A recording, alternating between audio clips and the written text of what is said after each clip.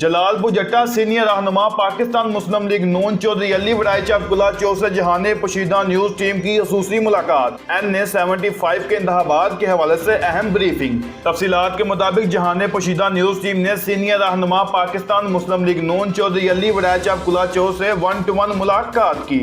इस मौका पर चौधरी अली वड़ाइच ने गुफ्तगू करते हुए डिविजनल सदर पाकिस्तान मुस्लिम लीग नून MNA चौधरी आबद रजा कोटला की हल्का NA-75 में काबशू को सराहा और कहा कि हल्का NA-75 में चौधरी आबद रजा की तमाम तर सरगर्मियां मिसाली हैं। मजीद उन्होंने ब्रीफिंग देते हुए कहा कि इंशाल्लाह 18 मार्च को भी जीत पाकिस्तान मुस्लिम लीग नून की होगी।